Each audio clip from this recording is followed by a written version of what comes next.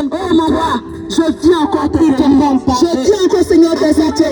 Je viens encore élever ton Seigneur. Je viens encore t'adorer. Parce que, Seigneur, même si tu es une adoration, tu es une élévation. Tu n'as plus d'espoir. Je te dis merci pour tout ce que tu fais. Dirons-nous, Seigneur, tu es la parole de la vie. Il n'y a pas un Dieu, Seigneur, je suis là. Nous peux nous aimer comme toi, Seigneur, tu nous aimes. Celui-là même qui nous par ta grâce et ton pardon,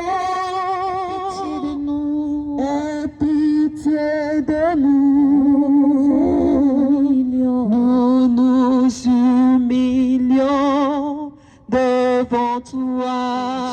Tu es puissant, tu es puissant de ce que je peux te dire merci pour tout ce que tu es plus grand que parce que Seigneur, tu es Dieu.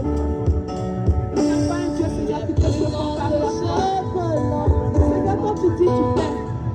Quand tu te lèves, Seigneur Jésus, tout s'abaisse. Seigneur, ce que tu veux, tu es plus grand que ce éternel. C'est toi qui as créé le ciel et la terre. Il n'y a plus de Dieu que toi.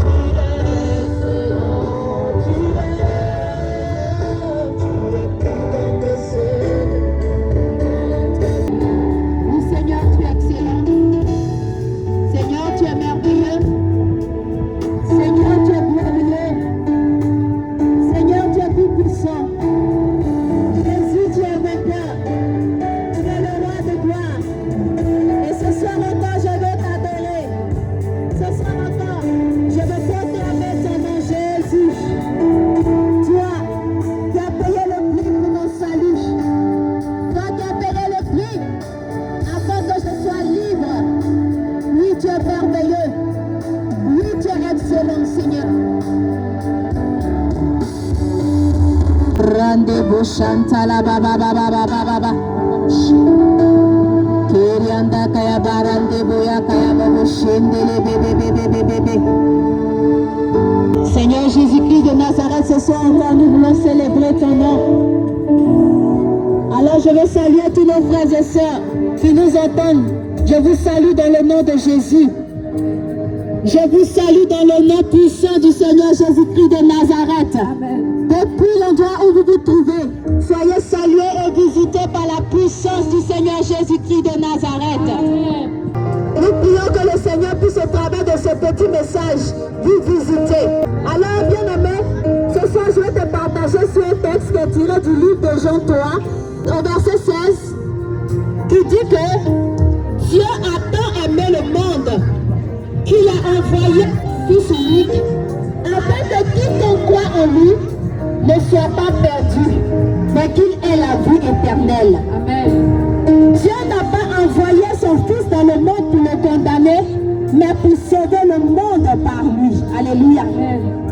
Dieu n'a pas envoyé son Fils dans le monde pour que le monde soit condamné, mais il a envoyé son Fils afin que le monde soit sauvé, bien-aimé. Amen.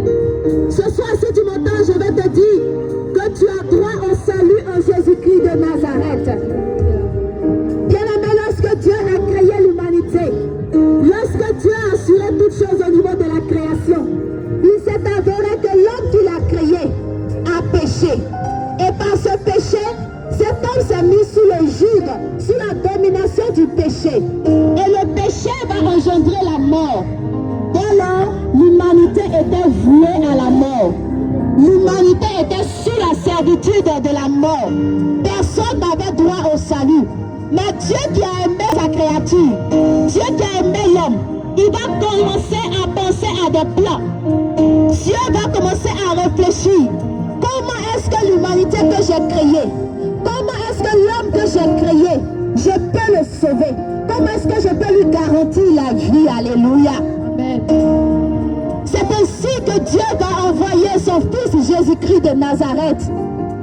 Jésus va venir, il va prendre la forme, il va prendre l'apparence, il va connaître les souffrances des hommes. Il va naître comme un enfant. Il va grandir comme les autres enfants. Mais la différence est que cet enfant Dieu, qui par sa naissance était différent de la manière dont les hommes naissaient, avait l'Esprit de Dieu sur sa vie. Alléluia. Amen. Donc peut-être que Jésus, comme toi et moi, connaissait la maladie. Peut-être que Jésus, comme toi et moi, a fait 4 pattes. Peut-être que Jésus, comme toi et moi, il s'est assis avant de marcher. Mais Dieu, par sa puissance et par son esprit, a commencé à l'utiliser. A commencé à travers lui à donner des messages. Alléluia. Et Jésus va commencer à prêcher. Il va commencer sa mission. Il va commencer son œuvre. Et il va commencer à annoncer à la suite de Jean-Baptiste. Il va dire, oui, Jean-Baptiste est venu annoncer quelqu'un. Et cette personne, c'est moi. Bien-aimé, Jésus a opéré de nombreux miracles.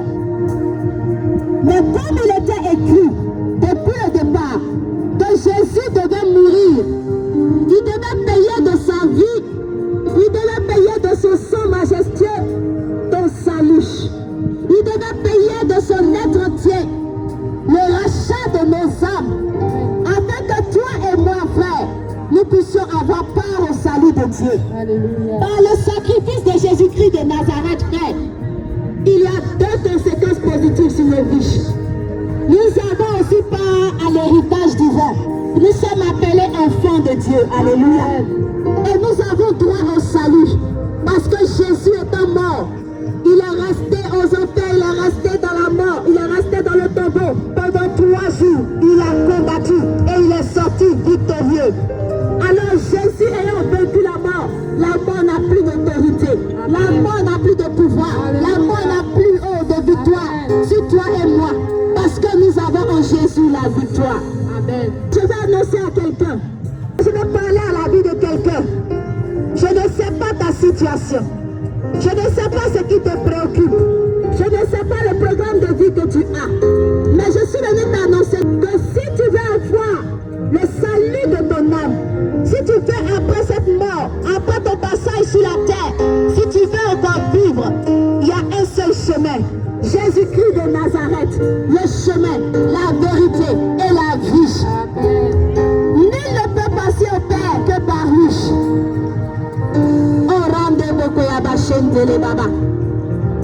Il faut que tu acceptes Jésus, mon frère. Il faut que tu acceptes Jésus, ma soeur. Il faut que tu le reconnaisses comme ton Seigneur et ton Sauveur. Il faut que tu acceptes que Jésus vienne prendre le contrôle de ta vie. Car lorsque Jésus est dans ta vie, lorsque Jésus est en contrôle de ta barque, cette barque-là ne sombre jamais. Amen. Lorsque Lazare a mort, Jésus a dit, il dort. Lorsque les disciples étaient en train de sombrer, Jésus a dit, oh, toi la tempête, toi le vent, calme-toi. Alléluia. Peut-être que tu as déjà accepté Jésus, mais est-ce que tu expérimentes Jésus de ta vie? Ce soir, je suis en train de t'annoncer que tu as dû prier aux yeux de Dieu, parce que c'est pour toi que Jésus est mort. Alors il n'est pas normal que dans ta vie, les choses aillent à tort et à travers. Jésus a déjà souffert pour toi. Jésus a déjà tout fait pour toi. Jésus a déjà mort pour toi. Pour que tu aies l'autorité, pour que tu aies la victoire, pour que tu aies la santé, pour que tu aies la prospérité, pour que tu aies l'élévation, pour que dans tes affaires, tout puisse bien aller. Amen. Mais en qui ou en quoi tu mets ta confiance? Qui détermine ta vie? Est-ce que c'est Jésus-Christ de Nazareth? Est-ce que c'est le matériel?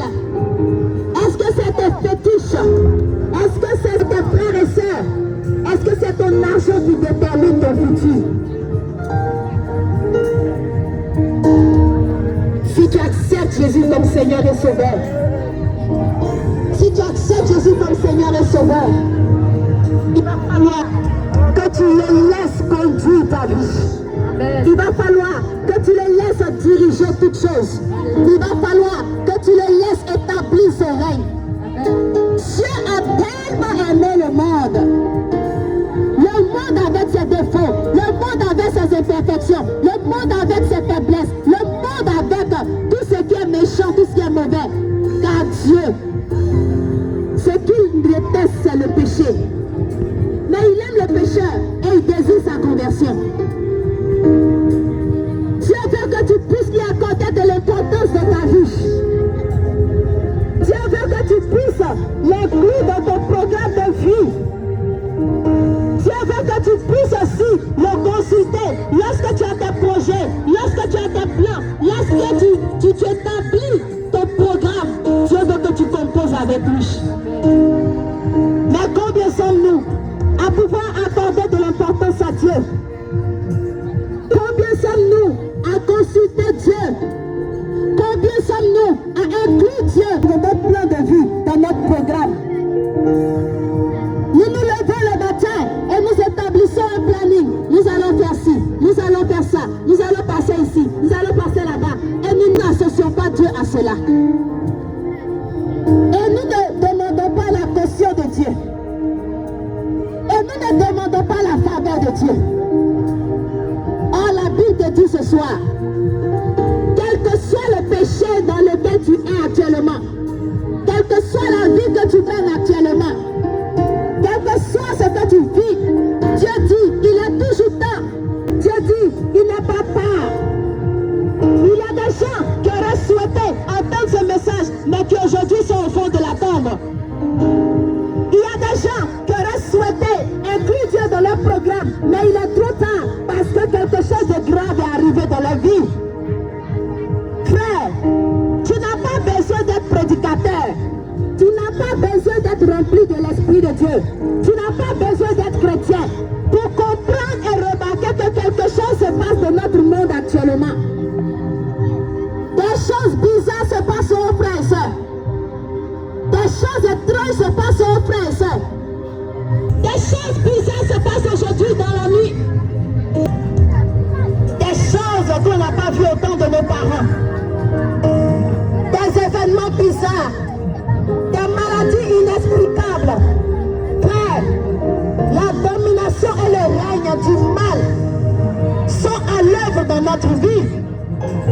Sont à l'œuvre dans notre entourage. Donne ta vie à Jésus, s'il te plaît.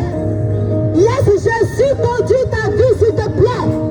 Laisse Jésus être le maître de ta vie, s'il te plaît. Parce que lui, il te conduit à coup sûr au salut. Laisse Jésus imprégner ta vie. Aujourd'hui, des jeunes gens meurent brutalement. Des accidents extraordinaires, inexplicables. Oh, il n'est jamais trop tôt pour donner ta vie à Dieu. Il n'est jamais trop tard non plus pour donner ta vie à Dieu. Le Seigneur a besoin que tu l'invites à prendre possession de ta vie. Il a besoin que tu lui dises, je t'accepte comme Seigneur, je t'accepte comme Sauveur. Aujourd'hui, quand il y a des programmes de prière, on est fatigué. Quand il y a des programmes de prière, on est là à réagir. Quand il s'agit des choses de Dieu, on n'est pas prompt à donner ou bien à soutenir. Mais les choses de ce monde, les choses pour se faire voir, les choses pour se faire remarquer, on est les premiers. Oh, la parole met en garde. Il dit, ôte ton cœur sur ses trésors. Car au moment du jugement dernier, ça sera tard, mon frère. Au moment du jugement dernier, ça sera tard, ma soeur. Parce que lorsque tu seras jeté dans le feu, là où le feu ne s'éteint pas, là où le verre ne meurt pas, là où les souffrances sont éternelles, il sera trop tard. Il sera trop tard. Il sera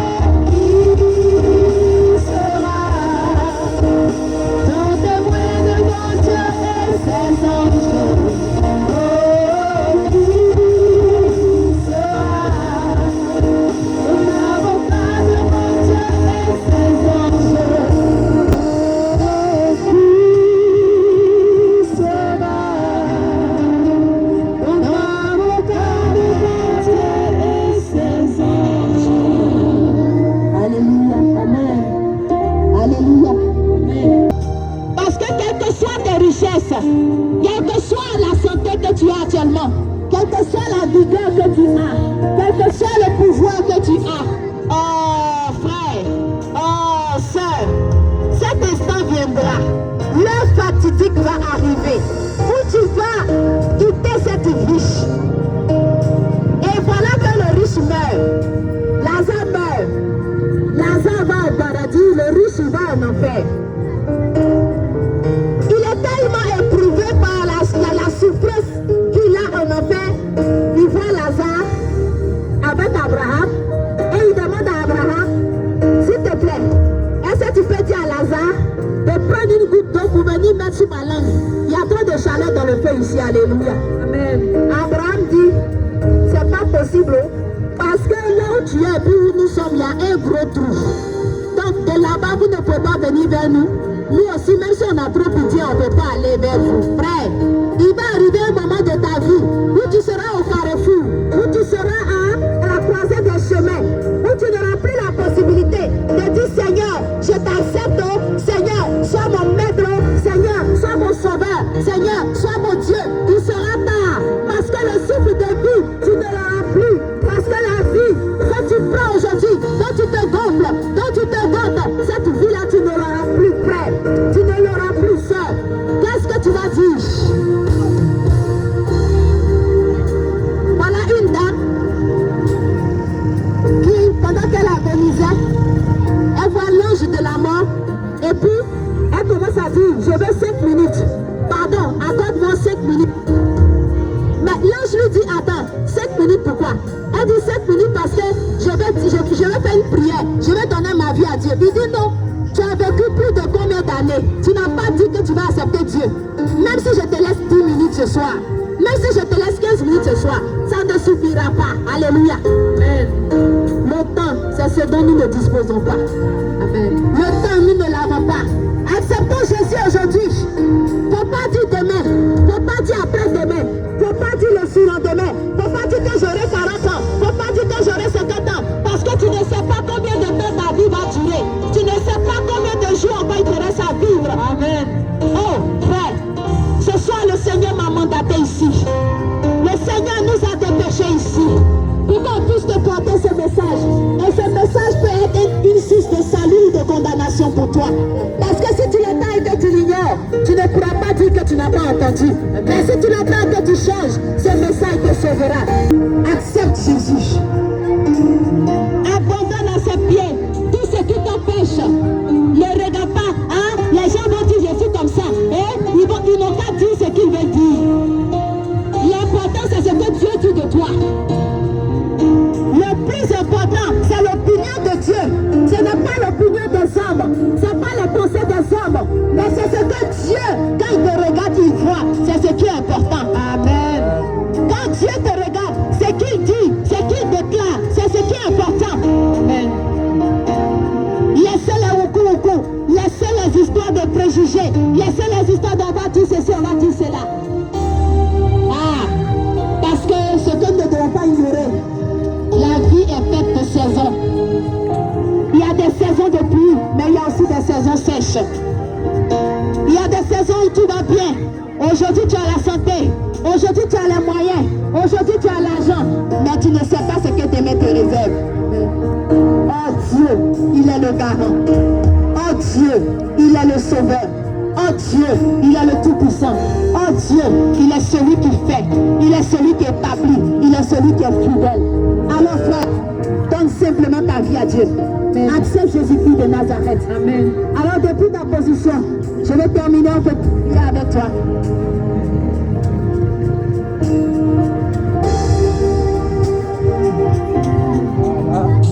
Depuis ta position, je veux que tu disposes simplement ton cœur. Dis avec mon Seigneur Jésus, Seigneur Jésus. Seigneur Jésus. Seigneur Jésus. Je t'accepte. Je t'accepte. Comme mon Seigneur. Comme mon Seigneur. Et comme mon Sauveur. Et comme mon Sauveur. Seigneur Jésus. Seigneur Jésus. Je te donne ma vie. Je te donne ma vie. Seigneur Jésus. Seigneur Jésus. Je me donne à toi tout entier. Je me donne à toi tout entier. Oh, fais de moi ton serviteur. Fais de moi ton serviteur. Fais de moi ton ouin. Fais de moi ton ouin. Fais de moi ton enfant. Fais de moi ton enfant. Je veux marcher selon ta prédication. Je veux marcher selon ta volonté. Garde-moi et sécurise-moi. Merci Seigneur. Merci Jésus. Je prie que le Seigneur maintenant soutienne votre faveur sur vos activités, sur vos familles, qu'il vous sécurise, qu'il vous protège et qu'il vous donne des meilleurs jours. Que Dieu vous bénisse. Merci pour votre écoute. Merci pour l'attention. Que Dieu vous le rende en grâce et en bénédiction. Alléluia. Amen.